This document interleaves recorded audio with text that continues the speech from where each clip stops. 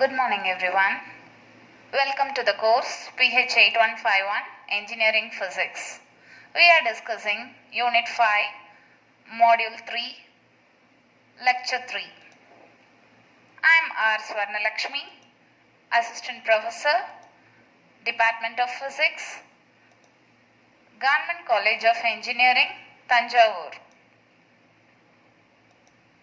In today's lecture, we will be discussing the role of imperfections in plastic deformation. To understand the role of imperfections in plastic deformation, we need to go back to the stress strain diagram that we have discussed in Unit 1. So in the stress strain diagram, there is a linear region which is called the elastic region. Within the elastic limit, stress is proportional to strain. But once the stress crosses the yield point, the material starts yielding.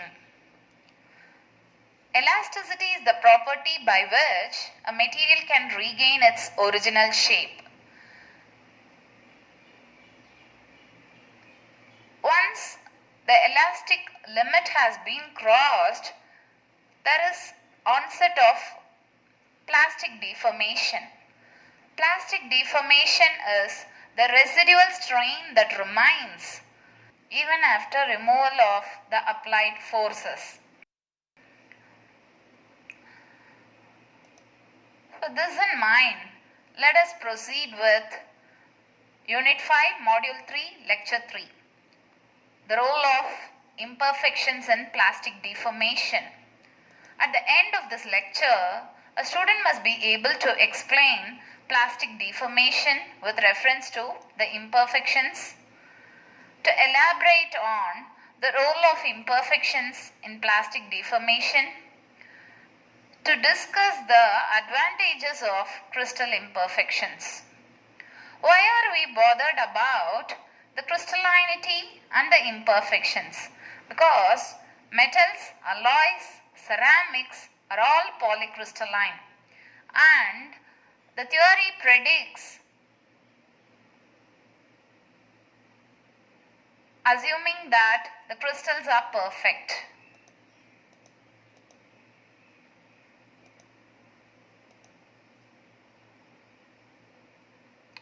Effect of crystal imperfections can be listed out as below.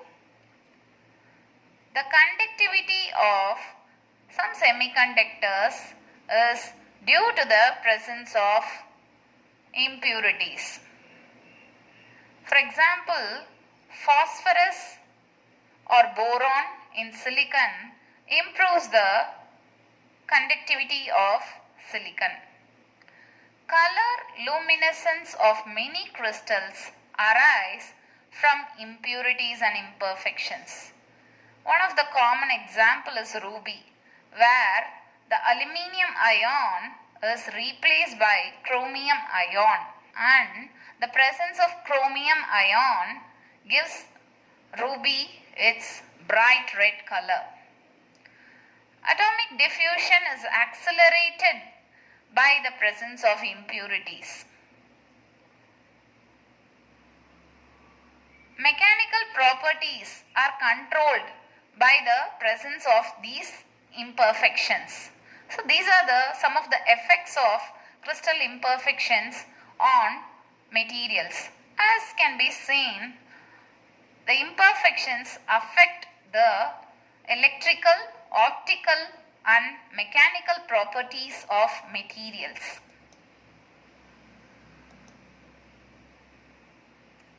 To understand the relation between imperfection and plastic deformation, we need to revise the stress strain plot.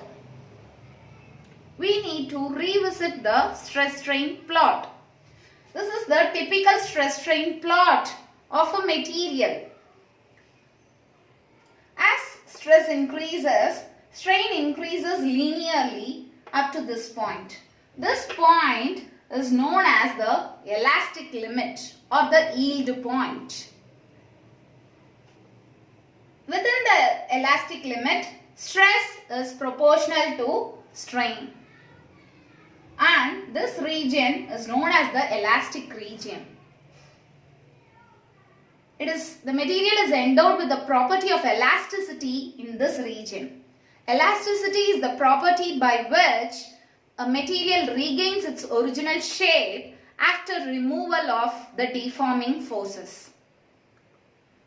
Once the stress level crosses this yield point or the elastic limit, then the material starts to yield.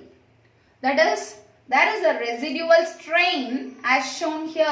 That is, if the material is taken to this point and then the forces are made zero, then the material does not retrace its original shape, but there is a permanent set shown here. This permanent set or the residual strain is what is termed as plastic deformation. It happens either by movement of dislocations in the form of slip or twinning. Dislocation motion is what aids plastic deformation. And this entire nonlinear region is known as the plastic region. The maximum stress that the material can withstand is known as the ultimate tensile strength. And at this point, necking begins, where the material begins to narrow down at certain regions. And beyond the ultimate tensile strength, there is very large increase of strain corresponding to increase or just the given value of stress itself. And the material fails at this point, which is known as the fracture point. The material breaks into two. That is what is known as fracture. The strength of the material is measured either in terms of the yield strength, which corresponds to the stress at the yield point, or the ultimate tensile strength. It is the resistance to plastic deformation.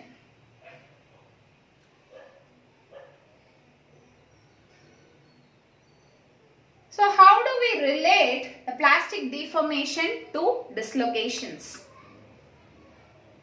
or crystal imperfections as such? A perfect crystal is a regular periodic array of atoms of same size. But in crystals with imperfections, either point defects or line defects or surface defects or volume defects, there is a distortion in the regular periodic arrangement of atoms. This may lead to a local rearrangement of atoms, which causes the atoms to be in a strain field. And as such, the presence of a strain field repels further dislocation.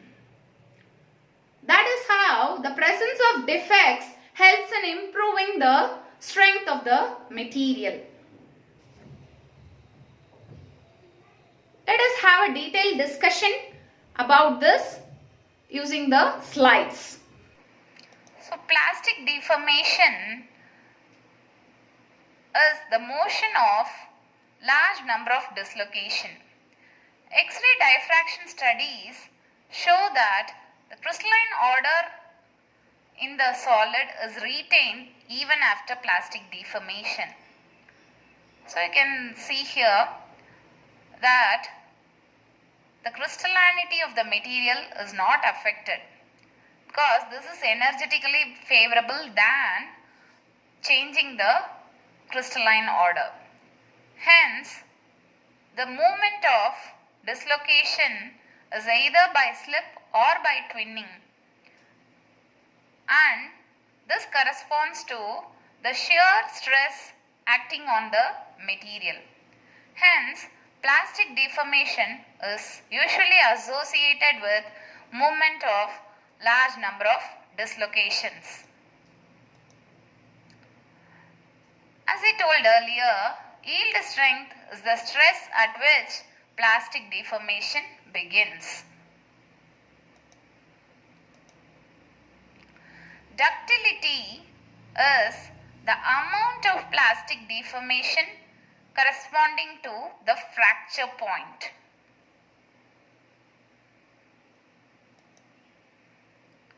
Hardness is a measure of the resistance to localized plastic deformation. Due to the presence of imperfections, real crystals usually deform at a much lower stress than the theoretically predicted model for a perfect crystal. As I told earlier, all theoretical models assume that the crystal is perfect. It is devoid of any form of imperfection.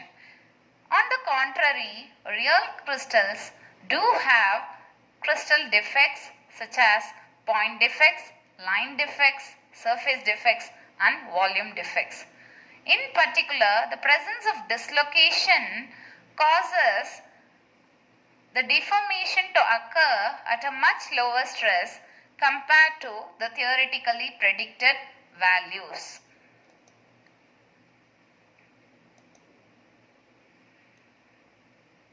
Solid solution strengthening.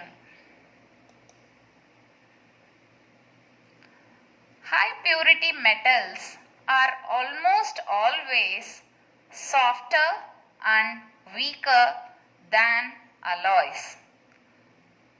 Alloys are solid solutions. Increasing the concentration of the impurity results in an increase in tensile and yield strength. So both tensile strength and yield strength are measures showing the strength of the material.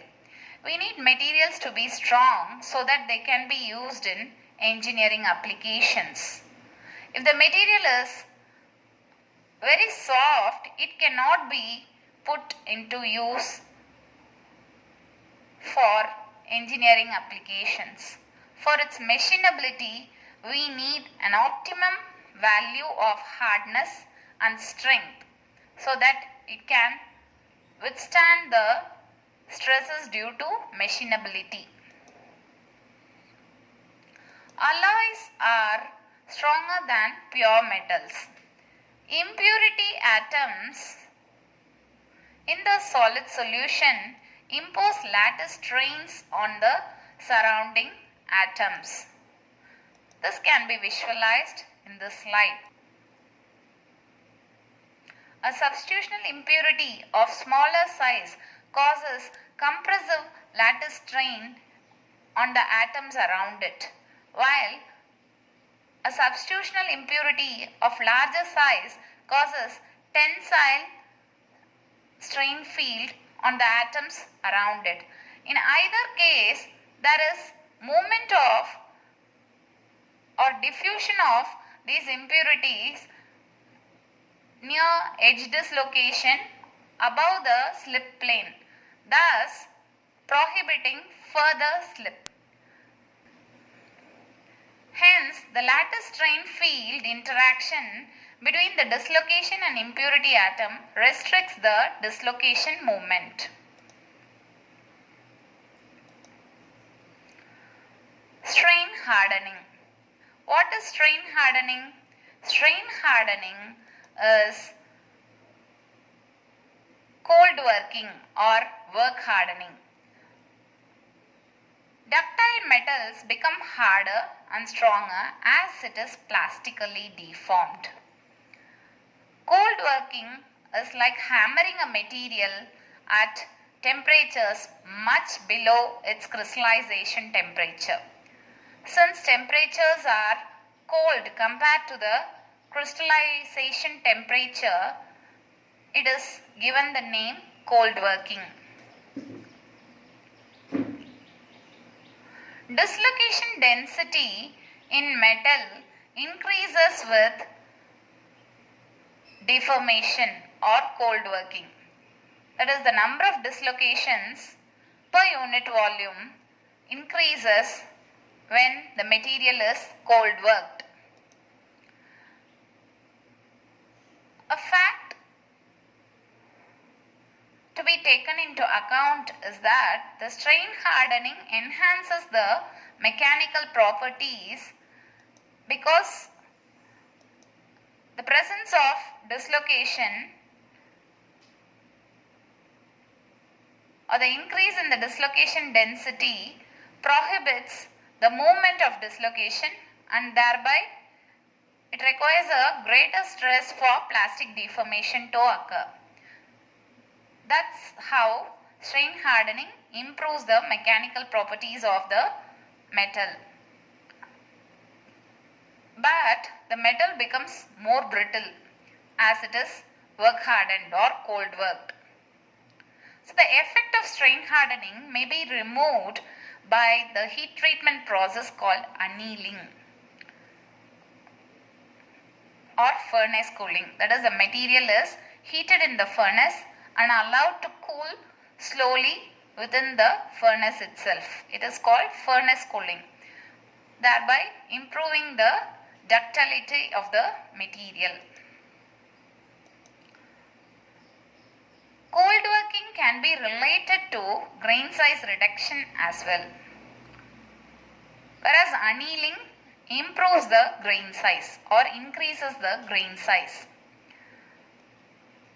With more number of grains, there are going to be variation in the orientation of the atoms across grains, and hence any dislocation moving from one grain to another is prohibited. So grain boundaries prohibit dislocation movement, thereby improving the strength of the material because a larger stress will be required for dislocation movement or plastic deformation. So the tilt boundaries and twin boundaries acts as regions where the dislocation motion is prohibited.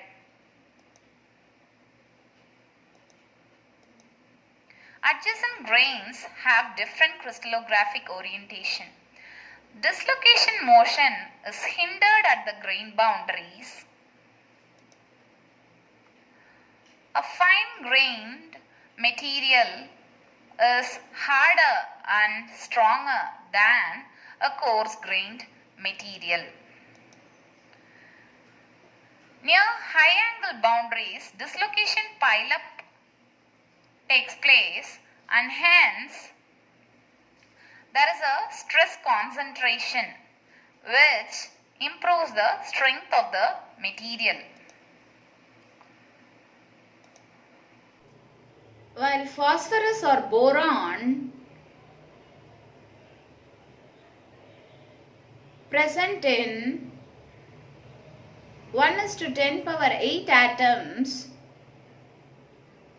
in a silicon or germanium crystal improves the electrical conductivity of the semiconductor.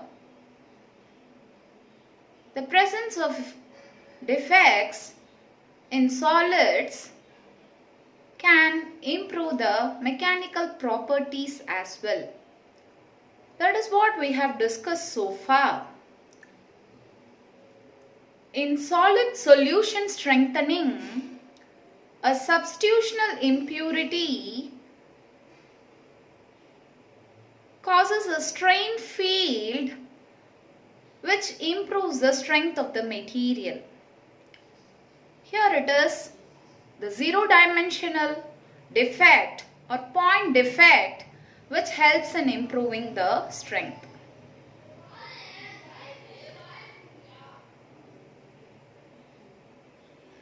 In case of strain hardening, the dislocations are increased or dislocation density increases. Here it is the one-dimensional defect or line defect that aids strengthening of the material.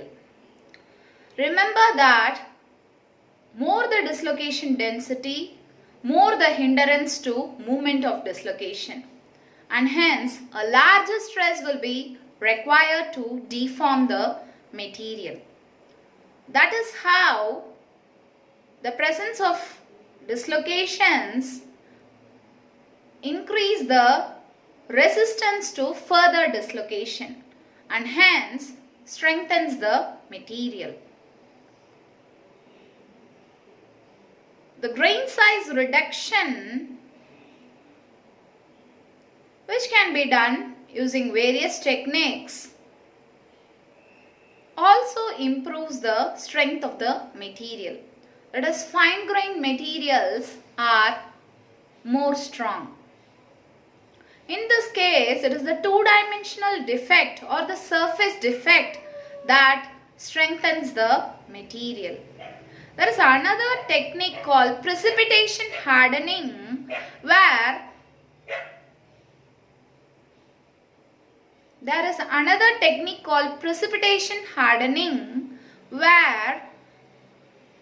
small volumes of precipitates of a material improves the strength of the host material. In this case, it can be considered to be the volume defect that improves the strength of the material. To sum up, we can see that all types of crystal imperfections can aid improving the strength of the material. So as can be seen from the preceding discussion, the presence of point defects or line defects or surface defects improves the strength of the material in one or the other way. In that way, crystal imperfections are more beneficial. It is not always that the imperfections are undesirable. By having a control over the presence and density of the imperfections, we can control the electrical, optical and mechanical properties of material. So this chart gives you a detailed view of the various kinds of crystal imperfection. The zero-dimensional defect, that is the point defect, one-dimensional defect, line defect, two-dimensional defect, the surface defect, and three-dimensional defect, the volume defect. Point defects are further classified into vacancy, impurity, and substitutional. Line defects are classified into edge dislocation and screw dislocation, and it is usually the dislocation motion that causes plastic deformation, and the dislocations are usually associated with shear stresses.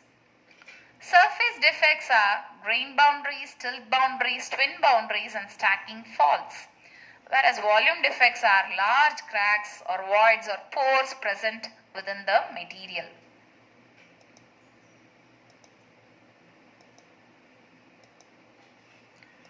To summarize whatever we have seen so far, imperfections are not always undesirable. Presence of imperfections helps in achieving desirable optical, electrical and mechanical properties. Strengthening mechanisms in metals and alloys rely on the presence of imperfections.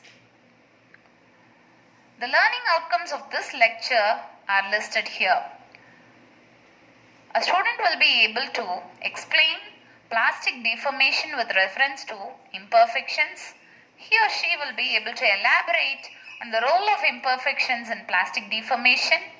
They must be able to discuss the advantages of crystal imperfections.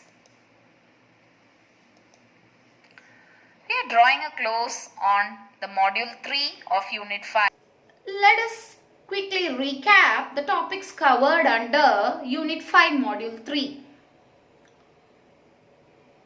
In lecture 1 of unit 5 module 3, we discussed the diamond structure. Diamond has sp3 hybridized carbon. Each carbon atom bonds with 4 other carbon atoms in a tetrahedral fashion with a bond angle of 109 degree 30 minutes. Because of this type of bonding, the unit cell is unique with two intersecting FCC lattices, and hence the interatomic distance to R is 1 by 4 the body diagonal length, 1 by 4 root 3a. From this expression, we calculated the atomic packing factor to be 0.34. That is 34% of the unit cell is only occupied by carbon atoms. The rest is vacuum. In spite of the loosely packed nature, diamond has very high hardness. It is the hardest known material on earth, and it is an insulator with a very high melting point. Contrary to the physical properties of diamond, graphite is a good conductor and it is very soft. This can be attributed to the fact that graphite has sp2 hybridized carbon. It is planar with the planes being bonded by van der Waals bonds because of the delocalized electrons. In the lecture 2 of Unit 5 Module 3, we discussed in detail about crystal imperfections. Crystal imperfections can be classified into point defects, line defects, surface defects and volume defects. In case of point defects, the commonly known point defects are vacancy, interstitial and substitutional. As discussed earlier, carbon as an interstitial impurity in iron improves its strength and helps us in forming various engineering materials such as steels. In case of ionic crystals, there are special defects called the Frenkel defect and Schottky defect. Then we discuss line defects, that are edge dislocation and screw dislocation, which are primarily responsible for plastic deformation. The movement of these dislocations in the form of slip or twinning is what causes plastic deformation. Then we discussed about the grain boundaries, tilt boundaries, twin boundaries and stacking faults, and then the volume defects. In lecture 3 of Unit 5, Module 3, we discussed about the role of imperfections in plastic deformation. Imperfections can be controlled and used to strengthen the material, improve the electrical and optical properties of material, as discussed in this lecture.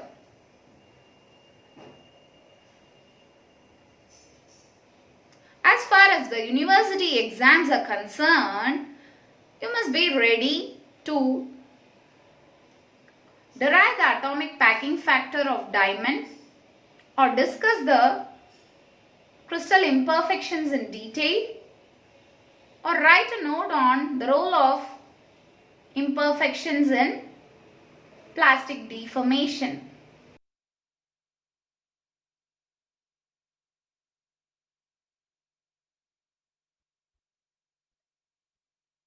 So let us recall the module outcomes that must be achieved at the end of this lecture. A student must be able to explain the structure of diamond and derive its packing factor. He must be able to he or she must be able to compare the properties of diamond and graphite. Must be able to elaborate and analyze various types of crystal imperfection. He or she must be able to discuss the role of imperfection in plastic deformation. Hope you have benefited out of this lecture. Thank you for now.